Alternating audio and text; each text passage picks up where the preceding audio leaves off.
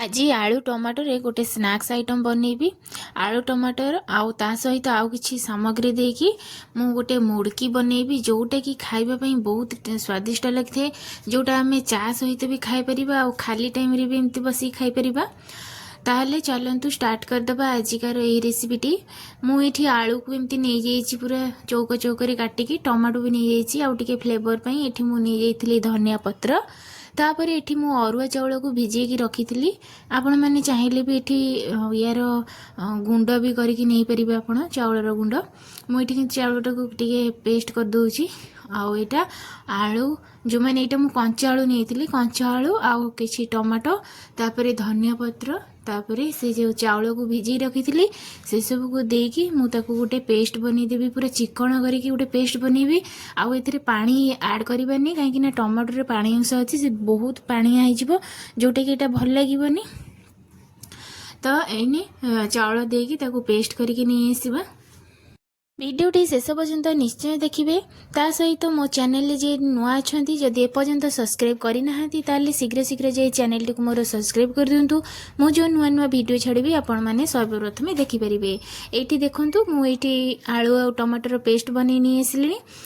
एठी तापर मु सुजी नहीं जाऊँगी। सुजी को दे सारा पर से स्वाद अनुसार लुण मु ऐड कर दूची। लुण दे सारा पर भल भाव टे चकुटी दबा। चकुटी सारिकी ताको पूरा एमती 2 मिनिट 3 मिनिट रखीदबा। टिके माने पानी तादरे पानी अंश अच्छी सुजीटा टाणीब से टिके 2-3 मिनिट ताको रखीदबा। रखी सारा पर से जी आमर सुजी टाणीब से अनुसार यदि आपण मैंने एठी चाउल पेस्ट न करी जदि चाउल पाउडर नौचंती ताले एठी सुजी आउ चाउल पाउडर यूज करेंगे। जदि आपण मैंने खाली सुजी माने चाउल मो परी एमती चाउल को बाटिकी सुजी नौचंती ताले आपण मैंने एठी टिके मैदा ऐड करदेबे कहीं मैदा टिके बांधिकी रखिबो। एठी मु टिके मैदा को ऐड कर देछि जोटा कि क्रिस्पी आनिबो आउ टिके सहाय्य करिवो, जोटा बेसी क्रिस्पी होबो। सुजी आ चाउल एमती रे तो क्रिस्पी होबो। आपण माने चाहिए मैदाटा को भी स्किप कर दे पारंती। एठी भल करी एमती पूरा एमती को चोकड़ी दबा, पूरा मखा मखा करदबा। बेसी पतला करबानी, एमती गोटे बैटर सुखिला सुखिला बैटर बनै दबा। बनै सारा पर एठी मु गोटे मुड़कीर छांच नहीं। आपण मैंने जेकोसी साइजर छांच आपण मान पाखे जदि थिबो ताले आपण माने नेबे। मोर एठी एमती सरुआ माने जो मोटालिया सेउटा बाहर मु ठीक सेई टाइप मुड़की करी बोली नहीं। तो आपण मैंने आपणकर हिसाब रे जेमती आपण मानक पाखे छांच थिबो से हिसाब रे आपण माने सेमती कर दे परिबे।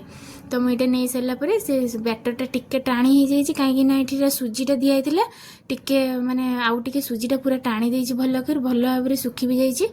तो ये बैटरटा पूरा देदेबा।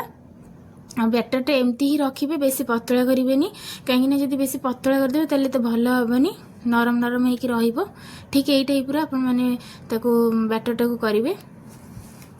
तो ये कौन करिए तेलटा को मुझे अलरेडी गरम करने को बसई देती। तो से देखु मोर यही टाइप रे सेपटा पूरा बाहरी ताकू एने गरम तेल रे ताकू पूरा छांकी दबा। प्रथमे तेल को टिके गरम करने तापर फ्लेम टाकू पूरा लो रे करदेबे। तापर जाइए आपण मैंने सेव को छांकीबे। नचेत जदि आपण मैंने हाई फ्लेम रे एकाथरे दे दोचंती ताले आमे एती सेव पको पको तेल रे से पूरा एमती लागी जिवो, तळ लाल पड़ी जिवो, जोटा कि खाइबा पे एते भल लागिबनी। भीतर कंचा थिबो, ऊपर पूरा लाल पड़ी जाइथिबो। तेणु करी तेल को जिते गरम करदेबे तापर फ्लेम टाकू पूरा लो करदेबे। तापर जाइए आपण मैंने छांकीबे, देखिबे बढ़िया हो। आ देखो ये मोर गोटे तळपट हो आसला तापर मुझा उल्टी दूची। आउ सेव छांकीबार सांगे सांगे आपण मैंने उल्टेबेनी नले सेवटा भांगी जिवो। देखंतु पूरा एमती ही रही सेवटा। मु आगुरी बहुत सेव छांकी रखी। तो मोर यहाँ सरी भी गलानी सेव छंका। चलतु देखा केते क्रिस्पी होती। आउ से भी किसी मसला ऐड करिवार अछि। मु तो जेहेतु मसला किसी दे नथिली स्टार्टिंग रे। जदि आपण माने एथिरे पियाज रसुण ऐड करबा को चाहउचंती तो पियाजर पेस्ट किंबा रसुणर पेस्ट आपण माने स्टार्टिंग रू ऐड कर दे परिबे। तो ये देखो सबतक सेव मोर छंका हो जाइए। तो मु कौन करुँची ना ये टिके चाट मसला दूची फ्लेवर पे। चाट मसला दे सारा पर टिके बीट लुण दे दूची। बीट लुण दे सारा पर तापर एठी मु टिके लंका पाउडर दूची टिके झाल हवा पे, जेमती कुरकुरे रे झाल झाल टिके लागे ठीक सेही टाइप रो। आउ यार फ्लेवरटा एत टेस्टी लगे ना आपण मैंने न खाइले जानीपारे मु तो कहि आपण मैंने थरे हेले भी टेस्ट करंतु ये रेसिपीटा देखिए पिला मानकठू बड़ पर्यंत समस्त ये रेसिपीटा पसंद करेंगे आउ एटा पूरा ठंडा हो गला पर जाकि आपण मैंने डबारे रखिदे पारे बहुत दिन पर्यंत ये स्टोर होगी भी रहिबो कहीं ये चाउल गुंडे आड होइछि देखो केते पूरा क्रिस्पी होगी अच्छी खड़ खड़ आवाज आसुची। तो आजिकार वीडियो आपण मानक किपरि लगिला कमेंट माध्यम निश्चय जनइबे ता सहित वीडियोटी पे छोट लाइक निश्चय करदेबे। तो यही रेसिपीटा आपण माने घरे ट्राए करछंती तो आजिकार रेसिपी मु एठी शेष करूची पुणी देखा नुआ